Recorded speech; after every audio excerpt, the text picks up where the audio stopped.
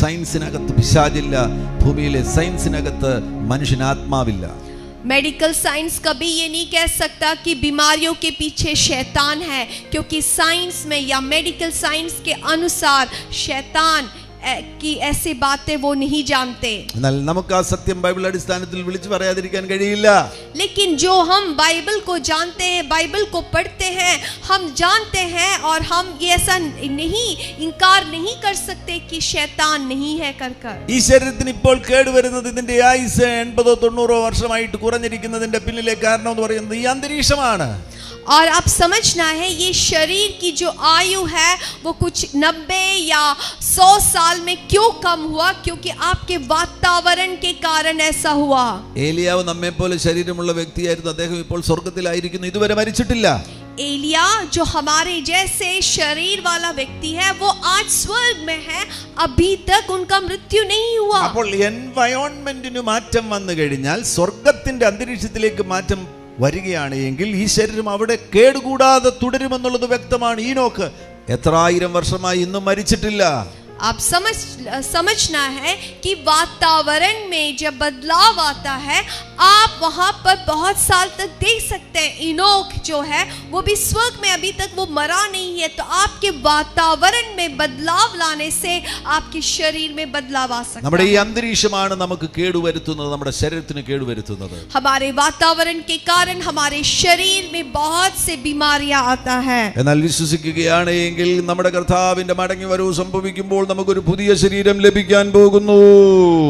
और अगर आप विश्वास करते हैं जब यीशु मसीह वापस आएगा हमें लेने, प्रभु एक नया शरीर हमें देगा. കേടുവരാത്ത, രോഗം വരാത്ത, പാപത്തിന് സ്വാധീനിക്കാൻ കഴിയാത്തൊരു ശരീരത്തെ കർത്താവ് നമുക്ക് നൽകി തരാൻ പോകുകയാണ്. बिना कोई कमी का, बिना कोई बीमारी का ऐसा शरीर यीशु हमें देगा. 139-ാമത്തെ സങ്കീർത്തനം 14-ാമത്തെ വാക്യത്തിലേക്ക് പോകുമ്പോൾ हम भजन संगीता 139 and verse number 14, 139 उसका वर्स 14 में जब जाएंगे, അവിടെ ഈ ശരീരത്തെ കുറിച്ച് പറയുന്നത്, ഭയങ്കരവും അതിശയവുമായി എന്നെ സൃഷ്ടിച്ചിരിക്കിയാൽ ഞാൻ നിനക്ക് സ്തോത്രം ചെയ്യുന്നു. और उस वचन में लिखा है, प्रभु मुझे आप अतिशय रीति से बनाया, इसलिए मैं परमेश्वर में आपका धन्यवाद देता हूँ. I am fearfully and wonderfully made. ഞാൻ ഭയങ്കരവും അതിശയവുമായി സൃഷ്ടിക്കപ്പെട്ടിരിക്കുകയാണ്. और प्रभु आपने मुझे बहुत ही अद्भुत रीति से बनाया है. ആമേൻ. ഒരു വലിയ അത്ഭുതമല്ലേ ഈ ശരീരം എന്ന് പറയുന്നത്. ഒരു സിംഗിൾ സ്പേം മദേഴ്സ് എഗ്ഗിൽ ചെല്ലുമ്പോൾ അവിടെ ആ ഒരു കൂട്ടിമുട്ടൽ ഉണ്ടാകുമ്പോഴാണ് ഒരു കുഞ്ഞുരുവാകുന്നത്. हम देख सकते हैं एक मनुष्य का शरीर कितना ही एक आश्चर्य की बात है जब एक माता और पिता से जब वो जो जब सेल्स किस प्रकार से बनते हैं, हम देखते हैं कितना अद्भुत तरीके से है. ഗർഭപാത്രത്തിൽ ആ കൂട്ടിമുട്ടൽ സംഭവിക്കുന്ന സമയത്ത് കുഞ്ഞുരുവാകുമ്പോൾ ശരീരത്തിന്റെ ആരംഭ സമയത്ത് തന്നെ ഒരു ശരീരം ഉണ്ടാകേണ്ടതായിട്ടുള്ള മുഴുവൻ കാര്യങ്ങളും ആ ഒന്നാം സെല്ലിൽ അതിനകത്ത് ഉൾക്കൊള്ളിച്ചിരിക്കുകയാണ്. और बच्चे के माँ के कोख में उत्पन्न होते समय वो कोश में वो बच्चे के शरीर में क्या क्या अंग होना है वो सब उसके अंदर प्राप्त है. സകല ജനറ്റിക് ഇൻഫർമേഷനും DNA, സകല ജനറ്റിക് ഇൻഫർമേഷനും, ഒരു ശരീരം ഉണ്ടാകുവാൻ വേണ്ടിയുള്ള സകല ജനറ്റിക് ഇൻഫർമേഷനും ആദ്യത്തെ സെല്ലിനകത്ത് തന്നെ ഉണ്ട്. और हर एक जेनेटिक जानकारी जो है वो पहले कोश में ही सब कुछ उसके अंदर है. അങ്ങനെ ആ സെൽ 2 സെല്ലായി തീരുന്നു, 4 സെല്ലായി തീരുന്നു, 8 സെല്ലായി തീരുന്നു. അങ്ങനെ ഒരു വിഭജനം സംഭവിക്കുകയാണ്. और एक कोश 2 में बनता है, 2 4 में, फिर 8 में, इस प्रकार से वो बढ़ता है. ആ വിഭജനം സംഭവിക്കുമ്പോൾ പൊതുവിൽ വിശ്വസിക്കുന്നത് ഹൃദയമാണ് നമ്മുടെ ശരീരത്തിൽ ആദ്യമായി ഉണ്ടാകുന്ന അവയവം. और जब वो विभाजन होता है ऐसा विश्वास किया जाता है सबसे पहला बनने वाला अंग है वो है दिल. ആമേൻ. Praise the Lord. നിങ്ങളുടെ ഹൃദയമാണ് ആദ്യമായിട്ട് നിങ്ങളുടെ ശരീരത്തിൽ ആദ്യ അവയവമായി സൃഷ്ടിക്കപ്പെട്ടത്. आपका जो दिल है, हार्ट है, वो सबसे पहले आपके अंगों में बनता है. അതുകൊണ്ട് തന്നെ മനുഷ്യൻ മരിക്കണമെന്നുണ്ടെങ്കിൽ ഹൃദയം നിൽക്കണം. इसलिए ही मनुष्य को अगर मरना है तो उसका दिल या हार्ट रुकना पड़ेगा. കിഡ്നിക്ക് കേടുവന്നാലോ ലിവറിന് കേടുവന്നാലോ ഒന്നും മനുഷ്യൻ മരിക്കത്തില്ല. अगर एक व्यक्ति का लिवर में या किडनी में कुछ कमी आ जाए तो वो आदमी नहीं मरता, എന്നാൽ ഹൃദയം നിന്നാൽ മനുഷ്യൻ അവിടെ അവസാനിക്കും. लेकिन जब वो व्यक्ति का हार्ट रुक जाता है आदमी खत्म हो जाता है. അവിടെ തലച്ചോറിനെ തന്നെ ശ്രദ്ധിക്കുക. എത്ര വലിയ അത്ഭുതമാണ് തലച്ചോറ്. और हमारे दिमाग को ही हम सोचेंगे कितना बड़ा एक चमत्कार है. 100 ബില്യൺ ന്യൂറോൺസോളം ഉണ്ട് ഈ തലച്ചോറിനകത്ത്. और हमारे जो ब्रेन में 100 मिलियन न्यूरॉन्स हैं. 100 ബില്യൺ. നിങ്ങൾ ആ സംഖ്യ കേൾക്കുമ്പോൾ തന്നെ അത്ഭുതപ്പെട്ടു പോകും. 100 ബില്യൺ ന്യൂറോൺസ്. ഒരു ന്യൂറോൺ എന്ന് പറയുന്നത് ഒരു കമ്പ്യൂട്ടറിന് തുല്യമാണ്. അങ്ങനെയെങ്കിൽ നിങ്ങളുടെ തലയ്ക്കകത്ത് 100 ബില്യൺ കമ്പ്യൂട്ടറുകളുണ്ട്. तो आप सोचिए आपके मस्तिष्क में 100 बिलियन न्यूरॉन्स है. एक न्यूरॉन्स को अगर हम तुलना करेंगे तो एक कंप्यूटर कर सकते, तो ऐसा कितने सारे न्यूरॉन्स आपके दिमाग में हैं.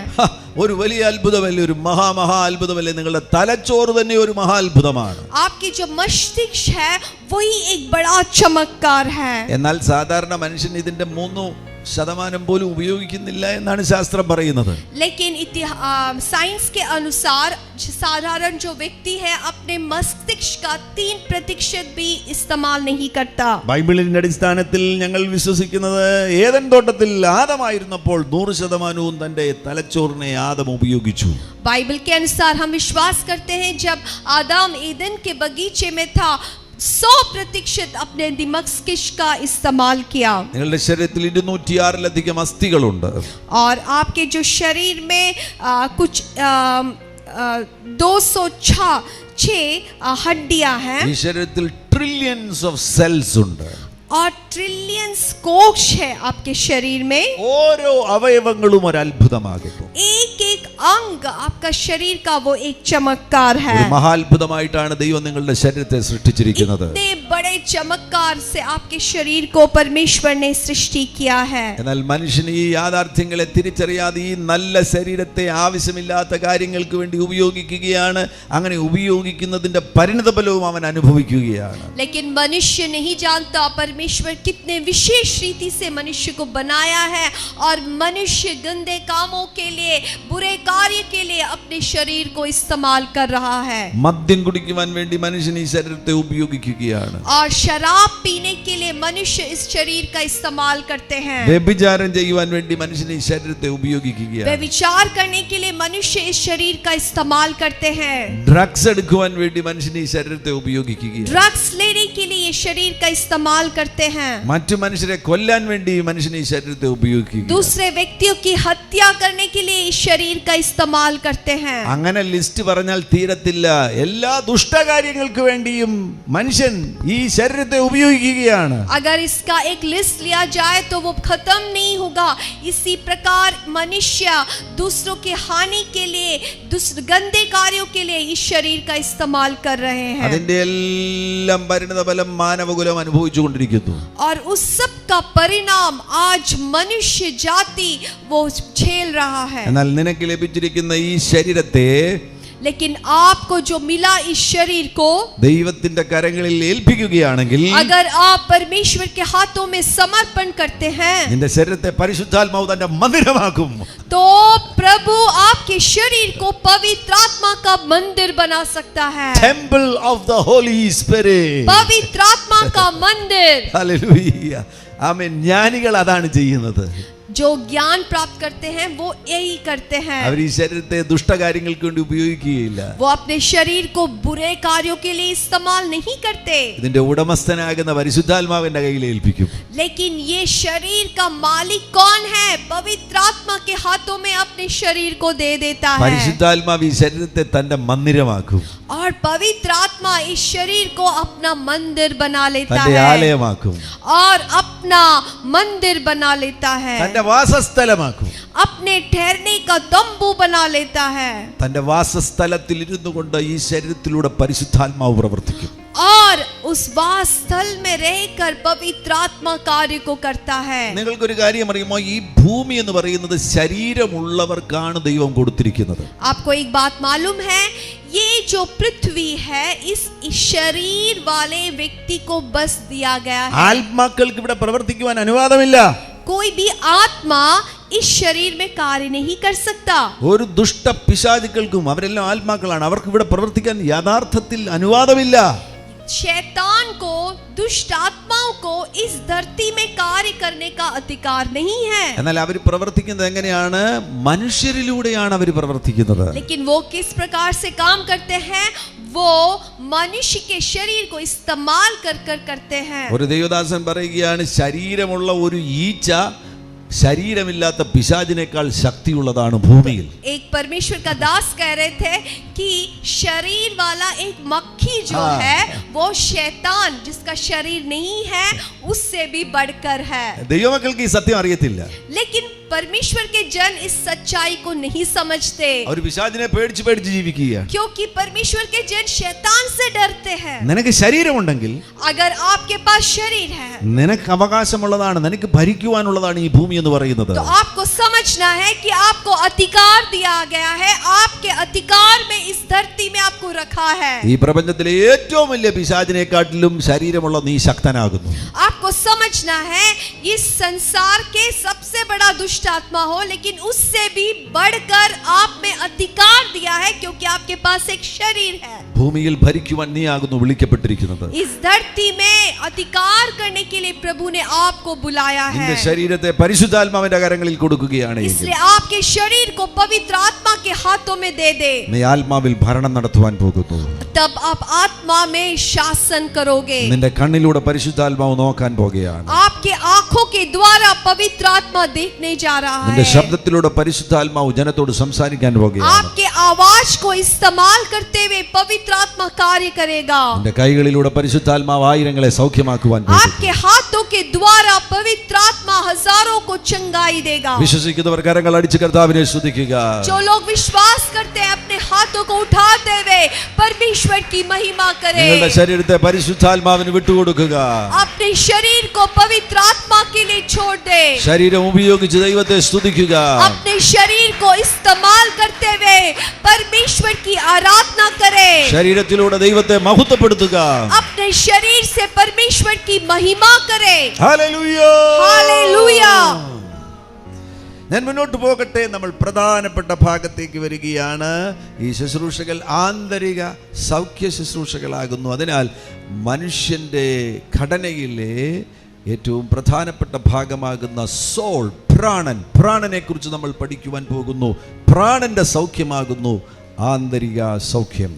अभी हम मुख्य हमारे विषय में जो आंतरिक चंगाई है उसके मुख्य विषय में आ रहे हैं।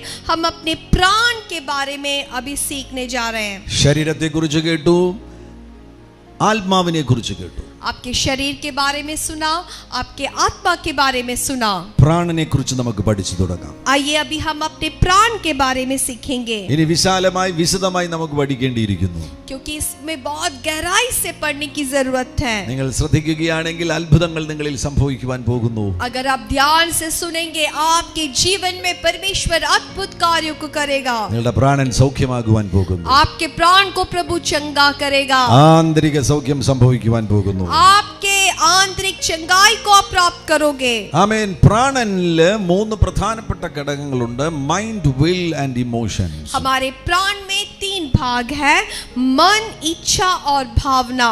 യവനായ ഭാഷയിൽ സൂക്കെ എന്ന പദമാണ് പ്രാണൻ ഉപയോഗിച്ചിരിക്കുന്നത്. यूनानी भाषा में सूके कर प्राण को कहा गया है। ആ പദത്തിൽ നിന്നാണ് സൈക്കോളജി എന്ന വാക്ക് വരുന്നത്.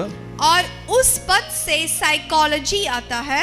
ആ പദത്തിൽ നിന്നാണ് സൈക്കാട്രി, മൈൻഡുമായി ബന്ധപ്പെട്ട രോഗങ്ങളെ ചികിത്സിക്കുന്ന ഡോക്ടറുടെ പേരാണ് സൈക്കാട്രിസ്റ്റ്.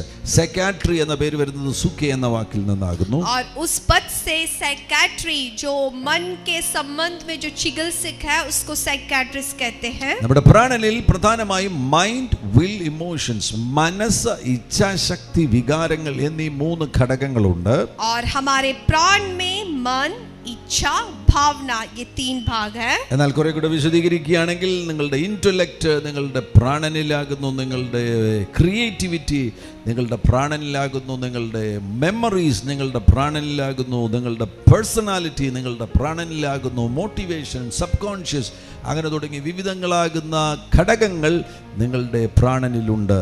लेकिन आप और गहराई में सीखेंगे तो आपके प्राण में बहुत सारी बात है, जैसे आपकी बुद्धि है, आपकी रचनात्मक, आपकी यादगारी, अवचेतन मन, आपकी व्यक्तित्व, आपकी प्रेरणा, ये सब आपके प्राण में है. യിരെമ്യാ പ്രവാചകന്റെ പുസ്തകം 17-ാമത്തെ അധ്യായത്തിൽ അതിന്റെ 9-ാമത്തെ വാക്യത്തിൽ കാണാൻ കഴിയുന്നു.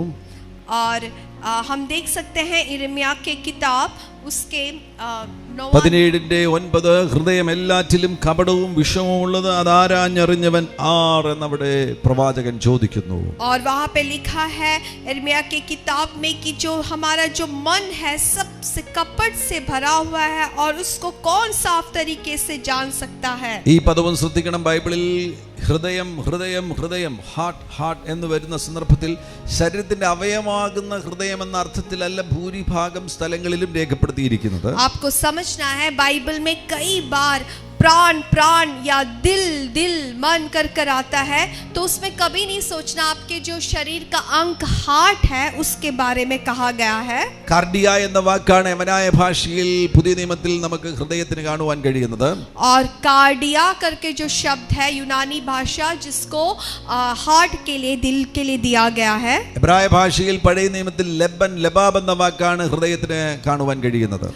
और इब्राई भाषा में लब लिबाम कर हार्ट के लिए दिया गया है. പുതിയ നിയമത്തിലെ കാർഡിയ എന്ന വാക്ക് എടുക്കുകയാണെങ്കിൽ 204 പ്രാവശ്യം മനസ്സെന്ന അർത്ഥത്തിലാണ് പുതിയ നിയമത്തിൽ കാർഡിയ എന്ന വാക്ക് ഉപയോഗിച്ചിരിക്കുന്നത്. और नए नियम में हम देख सकते हैं जब भी कार्डिया कर लिखा है तो वहां पर मन को मन से जुड़ा होता है. 195 പ്രാവശ്യം കാർഡിയ എന്ന വാക്ക് പുതിയ നിയമത്തിൽ വിൽ എന്ന അർത്ഥത്തിലാണ് ഉപയോഗിച്ചിരിക്കുന്നത്.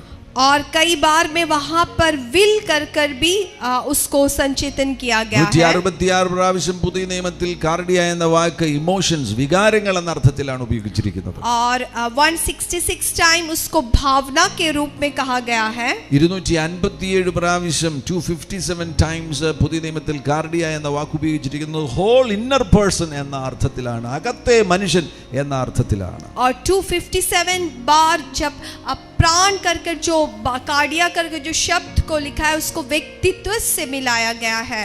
ഇവിടെ യെരമ്യാവ് 17:9 ഹൃദയം എല്ലാറ്റിലും കപടവും വിഷമവും ഉള്ളത് എന്ന് പറയുമ്പോൾ നമ്മുടെ അകത്തെ മനുഷ്യനെ കുറിച്ചാണ് പറയുന്നത്. നമ്മുടെ അകത്തെ മനുഷ്യൻ, മനസ്സ്, വികാരങ്ങൾ, ഇച്ഛാശക്തി ഇതെല്ലാം കൂടെ ചേർന്ന പ്രാണൻ കപടവും വിഷമവും ഉള്ളതാണ്. അതാരാഞ്ഞറിയുന്നവനാർ. और जब यिर्मयाह नबी कहता है कि मनुष्य का जो मन है बहुत ही कपट से भरा होता है, उसको कौन अच्छी तरीके से समझ सकता है. അത് യാഥാർത്ഥ്യമല്ലേ? നിങ്ങൾക്ക് പോലും ഇവിടെ ഇരിക്കുന്ന നിങ്ങൾക്ക് പോലും നിങ്ങളുടെ ഹൃദയത്തിൽ എന്താണ് സംഭവിക്കുന്നതെന്ന് പലപ്പോഴും അറിയത്തില്ല. ये आप भी समझ सकते हैं क्योंकि आप अपने मन में देखिए, आप भी नहीं जानते कि आपके मन में क्या हो रहा है. ചിലപ്പോൾ നിങ്ങൾ തന്നെ ചിന്തിക്കും ഈ സ്വഭാവം എവിടെ നിന്നാ വരുന്നത്? क्योंकि आप भी कई बार सोचते हैं कि ये मेरा स्वभाव ये कहां से आ रहा है. നിങ്ങൾക്ക് പോലും അറിയില്ല നിങ്ങളുടെ ഹൃദയത്തിൽ എന്തൊക്കെയാ സംഭവിക്കുന്നത്. क्योंकि आप खुद नहीं जानते कि आपके मन में क्या क्या हो रहा है. എന്നാൽ അതെല്ലാം അറിയുന്നവൻ വലിയവനാകുന്ന ദൈവം ഒരുവൻ മാത്രമാകുന്നു. लेकिन सब कुछ जानने वाला एक ही है, वो है परमेश्वर पिता. 10-ാം വാക്യത്തിൽ പറയുന്ന യഹോവയായ ഞാൻ ഹൃദയത്തെ ശോധന ചെയ്ത് അന്തരംഗങ്ങളെ പരീക്ഷിച്ചപ്പോൾ ദൈവം നമ്മുടെ ഹൃദയത്തെ അറിയുന്നു. നമ്മുടെ പ്രാണനിൽ എന്തൊക്കെയാണ് സംഭവിക്കുന്നത് ദൈവം വളരെ വ്യക്തമായിട്ട് അറിയുന്നു. तो वचन कहता है कि परमेश्वर हमारे मन के हर एक भीतरी भागों को जानता है. परमेश्वर सब कुछ जानता है. എബ്രായ ലേഖനം 4-ാം അധ്യായം 13-ാമത്തെ വാക്യത്തിൽ ഇങ്ങനെ രേഖപ്പെടുത്തിയിരിക്കുന്നത് അവന് മറഞ്ഞിരിക്കുന്ന ഒരു സൃഷ്ടിയുമില്ല, സകലവും അവന്റെ കണ്ണിന് നഗ്നവും മലർന്നതുമായി കിടക്കുകയാണ്. और इब्राई 4 में देख सकते हैं कि परमेश्वर के दृष्टि में कुछ भी छिपा नहीं है, सब कुछ खुला और साफ है. പലപ്പോഴും നമുക്കറിയത്തില്ല എന്തുകൊണ്ടാണ് ഞാനിങ്ങനെ സംസാരിക്കുന്നത്, എന്തുകൊണ്ടാണ് ഞാനിങ്ങനെ ഇടപെടുന്നത്, എൻ്റെ ഹൃദയത്തിൽ എന്താണ് സംഭവിക്കുന്നത് എന്ന് എനിക്കറിയാൻ കഴിയാതെ ഇരിക്കുമ്പോൾ ഇവിടെ വളരെ വ്യക്തമായി ദൈവം സകലവും അറിയുന്നു, അവന് മറഞ്ഞിരിക്കുന്ന ഒരു സൃഷ്ടിയുമില്ല, സകലവും അവന്റെ കണ്ണിന് നഗ്നവും മലർന്നതുമായി കിടക്കുന്നു എന്നാണ് വചനം വിളിച്ചു പറയുന്നത്. और कई बार हम भी नहीं जानते कि हमारे मन में क्या हो रहा है, हम ऐसे क्यों करते हैं, क्यों बोलते हैं, हमारा स्वभाव ऐसा क्यों है, लेकिन वचन के अनुसार परमेश्वर सब कुछ जानता है. നിങ്ങളുടെ മനസ്സിൽ സ്ഥലമുണ്ട്, आपके मन में जगह है, നിങ്ങളുടെ മനസ്സിൽ വസ്തുക്കൾക്ക് സ്ഥലമുണ്ട്, आपके मन में चीजों के लिए जगह है, നിങ്ങളുടെ മനസ്സിൽ സംഭവങ്ങൾക്ക് സ്ഥലമുണ്ട്, आपके मन में ऐसे जो घटना है उसके लिए जगह है, നിങ്ങളുടെ മനസ്സിൽ വ്യക്തികൾക്ക് സ്ഥലമുണ്ട്, आपके मन में लोगों के लिए, दूसरे व्यक्ति के लिए जगह है. നിങ്ങൾ സ്നേഹിക്കുന്ന പ്രിയപ്പെട്ടവർക്കൊക്കെ നിങ്ങളുടെ ഹൃദയത്തിൽ സ്ഥലമുണ്ട്. आप जिस लोगों से प्रेम करते हैं उनके लिए आपके हृदय में जगह है. പഴയ കാലത്ത് നിങ്ങളെ സ്വാധീനിച്ച പല സംഭവങ്ങളും നിങ്ങളുടെ ഹൃദയത്തിലുണ്ട്. आपके जीवन में, पिछले जीवन में जो जो घटनाएं हुए वो अभी भी आपके मन में है. ഇവിടെയാണ് ഏറ്റവും ശ്രദ്ധിക്കേണ്ടത്. പലരുടെയും ഹൃദയത്തിൽ പഴയ കാലത്ത് സംഭവിച്ച, പണ്ട് കാലത്ത് സംഭവിച്ച മുറിവുകളെ കുറിച്ചും വേദനകളെ കുറിച്ചുമുള്ള സംഭവങ്ങൾ, ആ സംഭവങ്ങൾ അവരുടെ ഹൃദയത്തിൽ നിറഞ്ഞു നിൽക്കുന്നത് കൊണ്ടാണ് അവരിന്ന് പീഡനങ്ങൾ അനുഭവിക്കുന്നത്. तो आपको यहाँ खास रीति से समझना है, कईयों के मन में पिछले दिनों में आपके जीवन में क्या क्या घटनाएं हुए, क्या क्या दुख पहुंचा, क्या क्या चोट पहुंचा, उससे आपका मन भरा हुआ है, इसलिए आज आप कहीं समस्याओं का सामना करते हैं. മനഃപൂർവ്വമായിട്ട് ഈ വെളിപ്പാടുകൾ ലഭിക്കുമ്പോൾ വേദനിപ്പിക്കുന്ന സംഭവങ്ങളെ സൗഖ്യമാക്കുകയും അവയെ നമ്മുടെ ഹൃദയത്തിൽ നിന്ന് എടുത്ത് പുറത്തു കളയുകയും ചെയ്യണം. നല്ല സംഭവങ്ങൾ കൊണ്ട് നമ്മുടെ ഹൃദയത്തെ നിറയ്ക്കണം. आप जब इस वचन को सुनते हैं, अब जानबूझकर आपके जीवन में दुख मिला हुआ ऐसे घटनाएं, बुरी बुरी घटनाओं को आपको चंगाई करना है, उसके परिणाम में जो जो गलत बातें उसको बाहर करना है, वहां एक चंगाई को प्राप्त कर कर अच्छे अच्छे बातों से आपके मन को भरना है. ചില ദുഃഖം വരുത്തുന്ന സംഭവങ്ങൾ ഉണ്ടാകുമ്പോൾ കുറച്ചുനാൾ അത് ഹൃദയത്തിൽ തുടരുവാൻ സാധ്യതയുണ്ട്. അതിനുശേഷം അതിനെ മനഃപൂർവ്വമായി ഹൃദയത്തിൽ നിന്ന് പുറത്താക്കുകയാണ് എങ്കിൽ നിങ്ങളുടെ മനസ്സിന് സൗഖ്യം ലഭിക്കും. आपको दुख मिला हुआ कई घटना हो सकता है, कुछ दिनों तक हमारे साथ वो होता है, लेकिन आपको जानबूझकर ऐसे घटनाओं को अपने मन से निकाल कर अच्छे घटनाओं को, अच्छे अच्छे बातों को, आनंद देने वाले बातों को आपके मन में लाना है. ഞാൻ ഒരിക്കലും ഒരു സ്ഥലത്ത് ശുശ്രൂഷിക്കുന്ന സന്ദർഭത്തിൽ ഈ ഭാഗങ്ങൾ പരാമർശിക്കുമ്പോൾ മുന്നിൽ ഇരുന്ന ഒരു അമ്മ നിലവിളിച്ച് കരയുവാൻ തുടങ്ങി. और एक जगह में जब मैं ये सब बातों को सिखा रहा था, एक माँ वो जो आगे बैठी हुई थी वो जोर से रोने लगी. ആ അമ്മ വിളിച്ചു പറഞ്ഞു, എൻ്റെ മകൻ വർഷങ്ങൾക്ക് മുന്നമേ മരിച്ചുപോയി, എന്നാൽ ആ ദുഃഖം എന്നെ വിട്ടുപോകുന്നില്ല. तो वो माँ इस प्रकार से चिल्ला रही थी कि मेरे बेटे, बहुत साल पहले मेरा एक बेटा था, वो मर गया, लेकिन वो जो दुख है वो मेरा मन से नहीं जा रहा है. വർഷങ്ങൾക്ക് മുന്നമേ സംഭവിച്ചതാണ്. बहुत साल पहले ये घटना हुआ, എന്നാൽ ആ സംഭവം ആ മാതാവിൻ്റെ ഹൃദയത്തിൽ തുടരുന്നതുകൊണ്ട്, വേദനയോടുകൂടെ തുടരുന്നതുകൊണ്ട്, അതിനോട് ചേർന്ന്, സംഭവത്തോട് ചേർന്ന് വേദനയുമുണ്ട്, വേദനയോടുകൂടെ ആ സംഭവം തുടരുന്നതുകൊണ്ട് അത് മുഖാന്തരമായിട്ട് ആ അമ്മ ഇന്നും തീവ്ര ദുഃഖം അനുഭവിക്കുകയാണ്. बहुत साल पहले की घटना है, लेकिन वो माँ आज भी वो दुख, वो घटना है और वो दुख दोनों के साथ वो जी रही है. आज भी इतने साल के बाद भी वो माँ के अंदर इतना दुख है. ഇവിടെ ശ്രദ്ധിക്കേണ്ട ഒരു പ്രധാനപ്പെട്ട കാര്യം, നമ്മുടെ ചിന്തകൾക്ക് നമ്മുടെ ശരീരത്തെ സ്വാധീനിക്കുവാൻ കഴിയും. तो यहाँ पर और एक बात आपको ध्यान देना है, आपके जो चिंता है उसको आपके शरीर में प्रभाव डाल सकता है. അത് കേടുവരുത്തുന്ന ചിന്തകളാകുന്നു എങ്കിൽ കേടുവരുത്തുന്ന പരിണത ഫലങ്ങൾ ശരീരത്തിൽ ഉണ്ടാകും. तो आपको समझना है, अगर आपको दोष देने वाला, चोट पहुंचाने वाली सोच है, दुख देने वाली सोच है, तो आपके शरीर में भी दोष देने वाले बातों को वो बना सकता है. ഞാനത് വിശദീകരിക്കുവാൻ എനിക്ക് ഇനിയും സമയം ലഭിക്കും, അതുകൊണ്ട് ഞാൻ ഇപ്പോൾ അവിടേക്ക് പോകുന്നില്ല. നിങ്ങളുടെ മനസ്സിലുള്ള സംഭവങ്ങൾ, മനസ്സിൽ പ്രാണനിൽ സംഭവങ്ങൾക്ക് സ്ഥലമുണ്ട്. आने वाले दिनों में इसके बारे में मैं आपको गहराई में सिखाऊंगा, इसलिए मैं उस विषय पर नहीं जा रहा, लेकिन एक बात आपको समझना है, आपके जीवन में जो जो घटना हुए हैं उसके लिए आपके मन में जगह है. നിങ്ങളുടെ പ്രാണനിൽ വസ്തുക്കൾക്ക് സ്ഥലമുണ്ട്, സംഭവങ്ങൾക്ക് സ്ഥലമുണ്ട്, വ്യക്തികൾക്ക് സ്ഥലമുണ്ട്. आपके मन में, प्राण में लोगों के लिए जगह है, चीजों के लिए जगह है, घटनाओं के लिए जगह है। ഈ ഫോണിനും നമ്മുടെ ഹൃദയത്തിൽ സ്ഥലമുണ്ട്. ये फोन के लिए भी हमारा हृदय में एक जगह है. അത് സ്ഥലം ഉണ്ടെന്ന് അറിയണമെന്നുണ്ടെങ്കിൽ ഇതൊന്ന് താഴെ വീണാൽ മതി. കയ്യിൽ നിന്ന് താഴെ വീഴുമ്പോൾ നമുക്കറിയാം ഫോണിന് വേദന ഉണ്ടാകുന്നതിനെക്കാട്ടിലും നമ്മുടെ ഹൃദയത്തിലാണ് വേദന ഉണ്ടാകുന്നത്. तो इसको समझने के लिए अगर ये फोन हमारे हाथ से गिर जाता है तो ज्यादा दर्द किसको होता है, फोन को या आपको? സഹോദരിമാരെ നല്ല സ്നേഹിക്കുന്ന ഒരു ചുരിദാർ, ആ ചുരിദാറിന്റെ മേൽ ചായ വീഴുമ്പോൾ, ഒരു കപ്പ് ചായ അതിന്റെ മേൽ വീഴുമ്പോൾ അറിയാം ചുരിദാറിനുണ്ടാകുന്നതിനേക്കാളും വലിയ സങ്കടം സഹോദരിക്ക് ഹൃദയത്തിലുണ്ടാകുക. और बहन लोग आपके एक अच्छा चूड़ीदार में जब चाय गिर जाता है तो आप समझ सकते हैं चूड़ीदार को मिला हुआ दर्द से भी ज्यादा आपके दिल में दर्द होता है. അപ്പോൾ വസ്തുക്കൾക്ക് ഹൃദയത്തിൽ സ്ഥലമുണ്ട്. तो ये दिखाता है कि चीजों को आपके मन में जगह है. നമ്മുടെ ഹൃദയത്തിൽ ഇങ്ങനെയുള്ള പല കാര്യങ്ങൾ ഉള്ളതുകൊണ്ട് പരിശോധനയ്ക്ക് വിധേയമാക്കണം. അത് വേദനിപ്പിക്കുന്നതാണോ, അത് പീഡിപ്പിക്കുന്നതാകുന്നുവോ, അങ്ങനെയുള്ളതിനെ കണ്ടെത്തിയതിന് ശേഷം ഒഴിവാക്കേണ്ടതിനെ, അകത്തുനിന്ന് നീക്കിക്കളയേണ്ടതിനെ നീക്കിക്കളയുവാൻ തയ്യാറാകണം.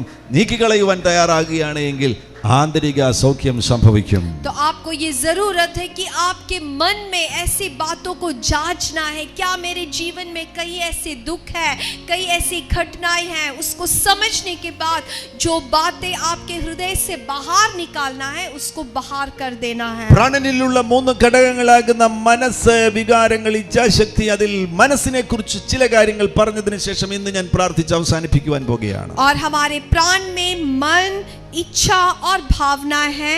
उसके जो मन के विषय में कुछ और बातों के कहने के बाद मैं प्रार्थना करना चाहता हूँ. മനസ്സൊരു സമുദ്രം പോലെയാകുന്നു. हमारा जो मन है वो एक समुद्र के जैसा है. മനസ്സ് ഇമ്മെറ്റീരിയൽ ആണ്. हमारे जो मन है वो कुछ वस्तु से बना नहीं है, എന്നാൽ നമ്മുടെ വ്യക്തിത്വത്തെ ഏറ്റവും അധികം സ്വാധീനിക്കുന്നതാണ് മനസ്സെന്ന് പറയുന്നത്. लेकिन हमारे पूरे व्यक्तित्व को बहुत ही नियंत्रण करने वाला है ये मन. നമ്മുടെ തലച്ചോറ്, കമ്പ്യൂട്ടർ ഭാഷ ഉപയോഗിക്കുകയാണെങ്കിൽ നമ്മുടെ തലച്ചോറ് CPU ആകുന്നുവെങ്കിൽ, സെൻട്രൽ പ്രോസസ്സിംഗ് യൂണിറ്റ് ആകുന്നുവെങ്കിൽ, മൈൻഡ് എന്ന് പറയുന്നത് സോഫ്റ്റ്വെയർ ആണ്. अगर हमारे दिमाग जो है उसको अगर CPU कर कहेंगे तो हमारा जो मन है उसको सॉफ्टवेयर बोल सकते हैं. യെസ്, നമ്മുടെ മനസ്സ് സോഫ്റ്റ്വെയർ ആണ്. മൈൻഡ് എന്ന് പറയുന്നത് ഇന്റലക്റ്റും തിങ്കിങ്ങുമാണ് മനസ്സെന്ന് പറയുന്നത്. हमारा जो मन है वो बुद्धि और समझ, सोचना दोनों मिलकर होता है. The human mind is much more complex than any man-made computer and operates on a different